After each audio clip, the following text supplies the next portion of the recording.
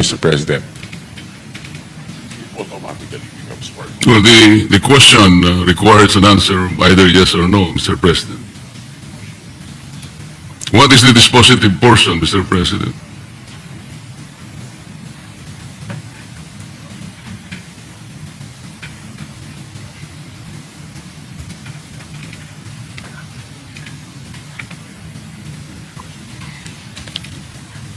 The reply of the Secretary, Mr. President, it's part of the ruling and it's part of the ratio decidendi, Mr. President. Yes, of course, the decision of the Supreme Court always form part of our legal system, Mr. President.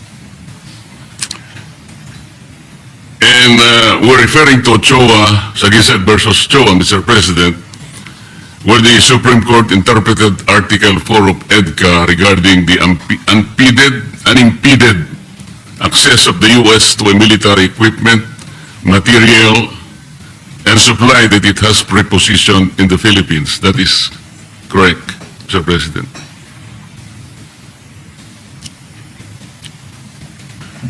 Mr. President, if that is in the ruling, then that is correct, Mr. President. And therefore, Mr. President, you have to agree that such interpretation of the Supreme Court should automatically form part of EDCA, correct? Yes.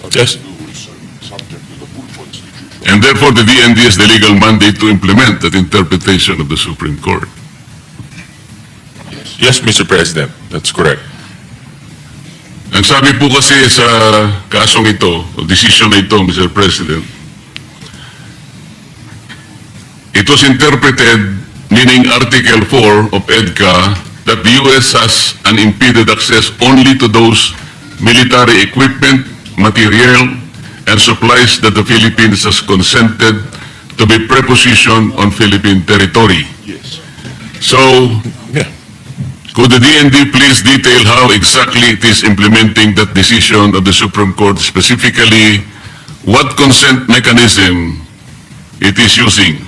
Is it the Mutual Defense Board or the Security Engagement Board?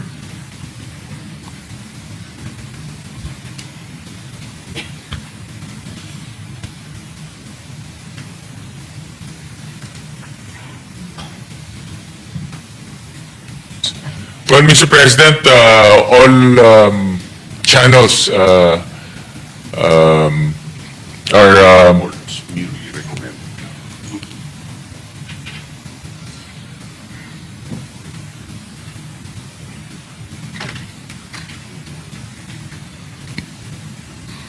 I was informed, Mr. President, that the boards are merely recommends, and the secretaries of the DFA and the DND are the ones who approve it, Mr. President. When we say the boards, Mr. President, we're referring to MGB and the SEB. Yes, Mr. President, correct. How many come from the Philippine side, Mr. President? And what is the voting requirement?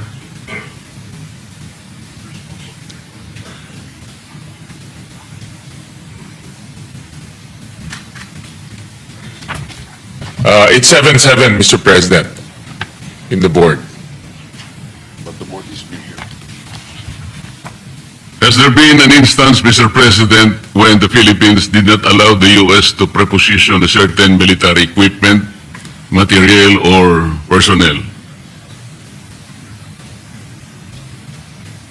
Well, Mr. President, the Secretary relayed that they're not at liberty to divulge that the answer to that, Mr. President. May we know the reason, Mr. President?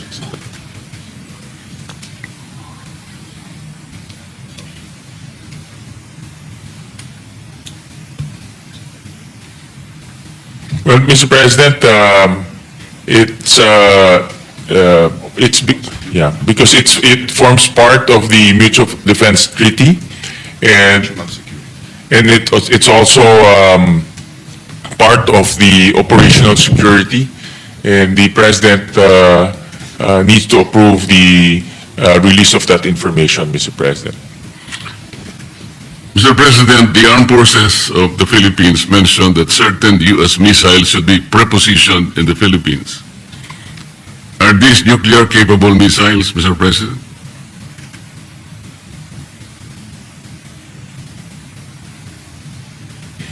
Mr. President, no, they're not nuclear missiles, Mr. President. Mr. President, the 2006 U.S.-Bulgaria Defense Cooperation Agreement, the 2009 U.S.-Poland Status of Forces Agreement, and the 2014 U.S.-Australian Posture Agreement all explicitly require the United States forces to notify and obtain the exclusive consent of the host government regarding the type of defense equipment, supplies, or material to be propositioned. The U.S.-Australia agreement even provides for a snapback by the Australian Parliament. The Philippines or the Philippine EDCA does not have such consent provision. Why is the Department of National Defense not insisting on that insertion of such sovereign provision, Mr. President? Well, Mr. President, that provision, the reply of the Secretary, the provision is not necessary because Why? the guiding document will be the Constitution, Mr. President. But Mr. President, would not such sovereign provision ensure the independence of our foreign and security policies?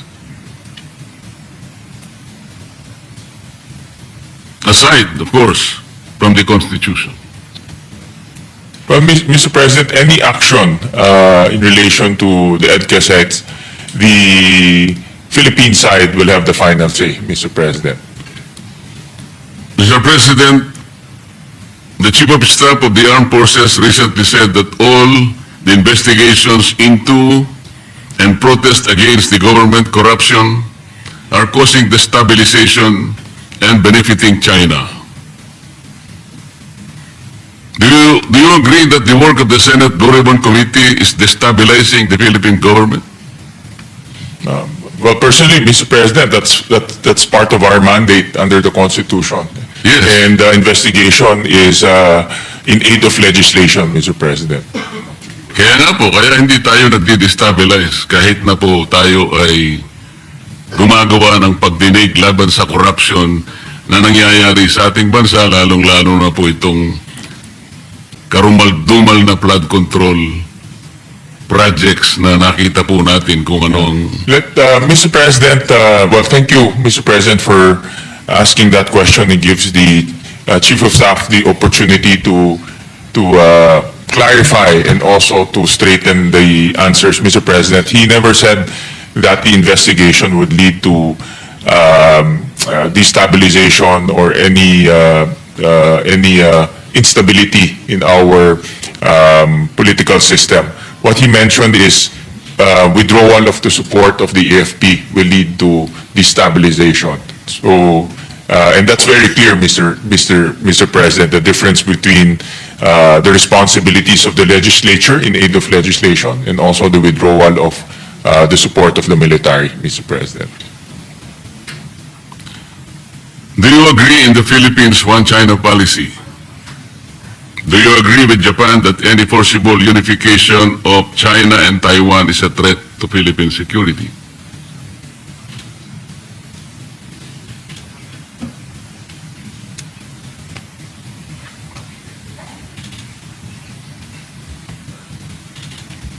Well, Mr. President, the policy is we adhere to the One China policy. But of course, the actions succeeding to that will be subject for discussion, Mr. President. And you do not agree with Japan? But Mr. President, for now that is hypothetical and it's so there. Yeah, correct. It's hypothetical and that is the statement of Japan, Mr. President. Mr. President, Vietnam's policy of no military alliance has enabled it to develop an indigenous capability to produce military drones. Do you think the Philippines should forever rely on external military assistance or try to stand on our own?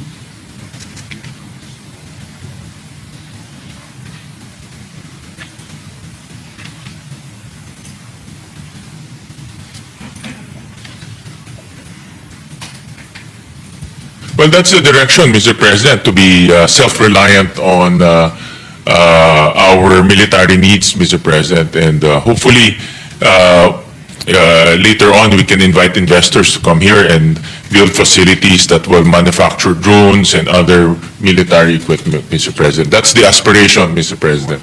But only if conditions will provide in order for this opportunity to come in the near future. Mr. President, the proposal of the Department of National Defense is to amend the Self-Reliant Defense Posture Law. That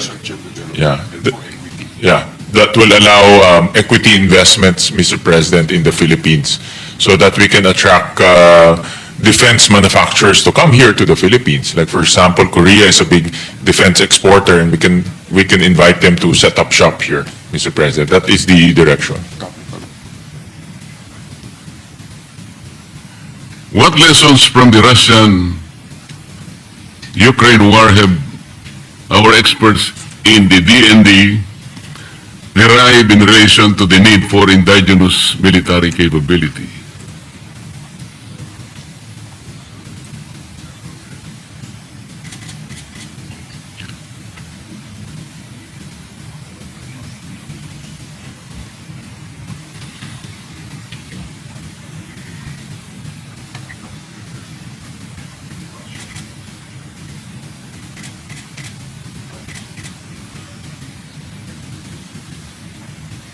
Well, Mr. President, there are many lessons that the department derived from that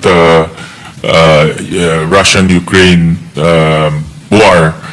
One is the indigenous capability in manufacturing, Mr. President, and actually I've seen some documentaries that because of that war, the Ukraine defense manufacturing industry had a resurgence. They now produce virtually most of the things that they need to repel the Russian invasion. Number two is another lesson is no, you cannot rely on one country in terms of one country alone to on both sides, Mr. President, on defense support, Mr. President.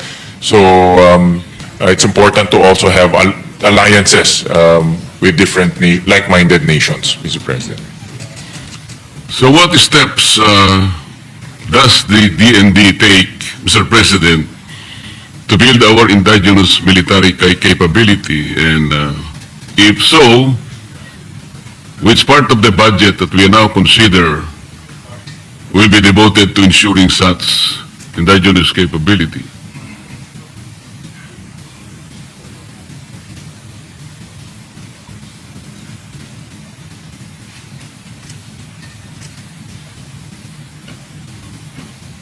Well, Mr. President, the aspiration is to produce our own technology, defense technology, Mr. President. But the department strongly recommends the amendment of the Self-Reliance Defense Posture Law so that government can so the government can invest in research and development, as well as the government can invest in defense manufacturing investments, Mr. President. So because of that law, there are limitations in terms of what government can do in defense manufacturing, Mr. President. I'd like to hear a better word, Mr. President, than aspiration. Parang aspiration, malayo pang mararating na.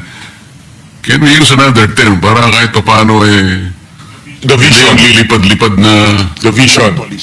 The actualization, Mr. President. Yun naman talaga ho ang gusto ho natin because it also creates jobs and technology transfer. But it's, as you know, the defense is also very complicated and the technology is not readily available. Yes, Mr. President, talagang yun ang aking gustong tunguhan kasi. Can you imagine the Mutual Defense Treaty is 74 years old? Kahit papaano nating kwentahin ito, Mr. President, talagang wala. Pasensya na kayo kung exasperated ako, pero Mr. President, if you've seen the last